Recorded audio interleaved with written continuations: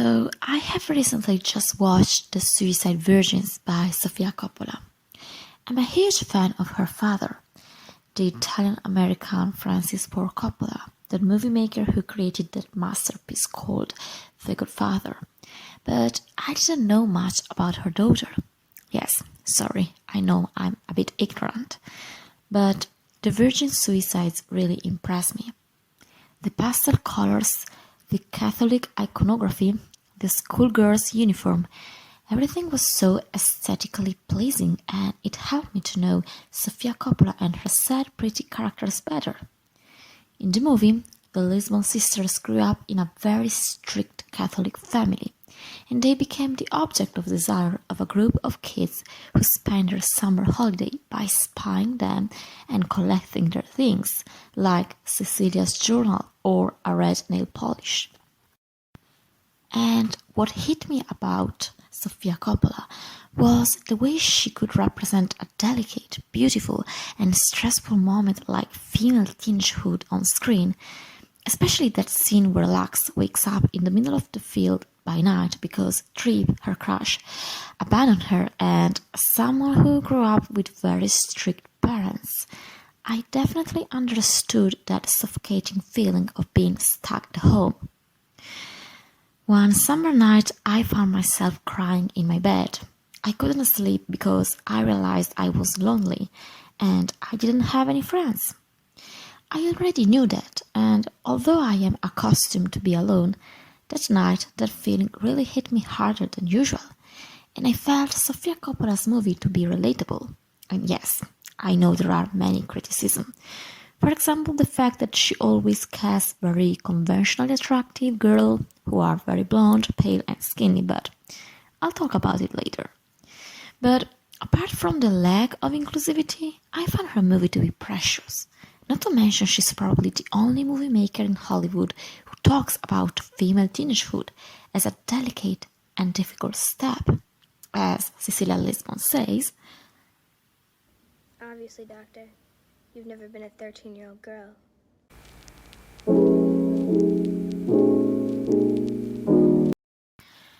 So, if you don't know Shakespeare's play, Ophelia is a character from Hamlet. Specifically, she is Hamlet's girlfriend.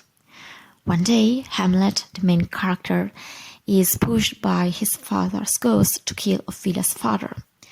The young woman is overwhelmed by a deep sadness. Obviously, if you think about it, that feeling is very strong. Just imagine that your father is killed by the man you're deeply in love with. So she starts to act like a child.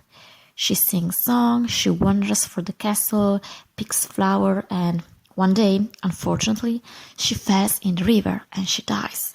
And the sad part about it is that people look at her madness, but no one helps her. Shakespeare describes this episode, Ophelia's death, almost as a romantic poem. He describes the delicate flowers and the fact that Ophelia looks like a beautiful siren as she drowns with her long wet hair around her body, almost like an angel. Like Edgar Allan Poe said, after all, the death of a beautiful woman is unquestionably the most poetical topic in the world. And many painters painted Ophelia's death as a bucolic and beautiful scene, and for one moment, we forget that there is a dead mad woman in that painting. Also, YouTuber Leire Ipas made a great video about the Sad Girl Easthetics, but she's a Spanish native speaker, so if you speak Spanish, you should really see her video, and she explains that Elizabeth Siddal was the first model to pose for Ophelia. And the uncanny part of the story is that she took her life when she was very young and beautiful, just like Ophelia. And she was also the muse of Dante Gabriel Rossetti, a British painting with Italian roots. And we could see her in many paintings where he shows her sadness in a very poetical way.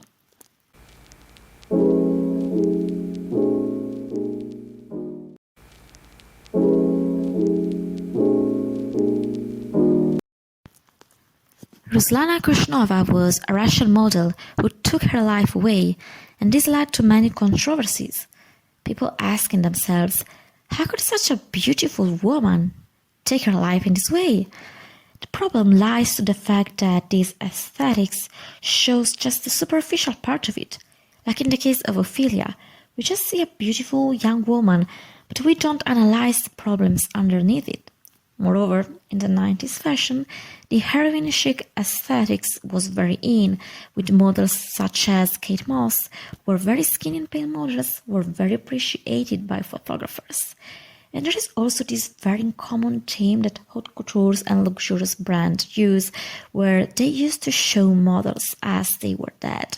For example, this pic of Lindsay Lohan that is absolutely disturbing and very creepy, but again, here I find myself asking, why do the male gaze find a beautiful dead woman so desirable?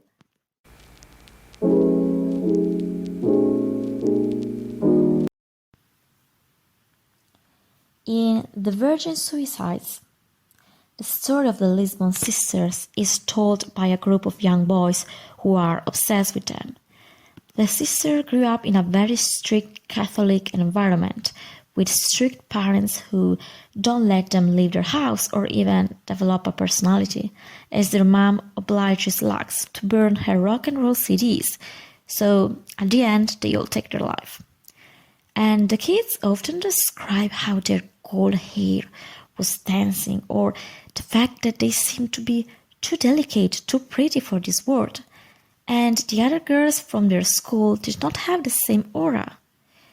Lady Ipas, at this point, created a link with 13 Reasons Why, where the audience met the character of beautiful and tragic Hannah Baker throughout Clay Jensen, the main character, who was in love with the girl. And there are many scenes where the camera lingers on her big green eyes or where Hannah is almost presented as an angel. But at the end of the show, we just see Hannah as Clay remembers her.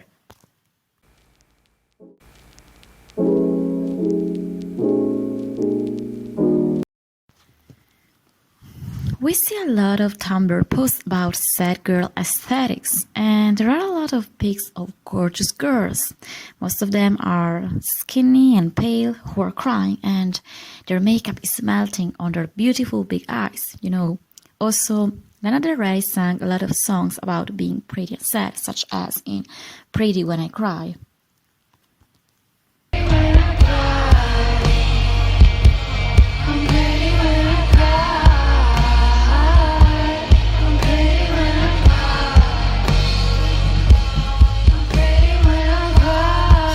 Many people criticize the fact that just very pretty girls who fit in beauty standards and have a slim body are desirable when they cry. So when, let's say, a middle-aged woman with hysteria or a plus-size woman or maybe a non-white woman who doesn't fit in Eurocentric beauty standards cry, they would not have the same halo effect, with the exception of some Asian women who are often portrayed by media as delicate. Most of the pretty and sad girls in movies and media are pretty, white and slim. While the black women fit more into the sassy stereotype, the strong black woman trope, and unfortunately, when a black woman tries to be soft, she's victim of harassment and critiques.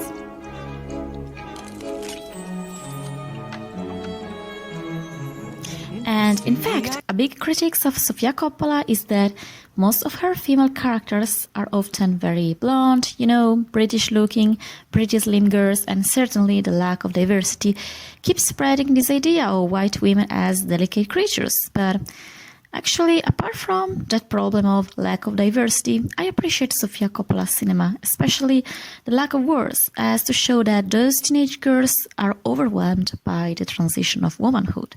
And sometimes they just observe everything around them because they don't have words to express themselves. Also, Crush Trip just use her. Maybe we should just listen to those girls. They are just trying to romanticize their problems. They are expressing themselves. Also, I remember when Bella Hadid tried to talk about her depression on social medias and people made fun of her. According to those haters, this so-called most beautiful woman in the world could not have any kind of problem.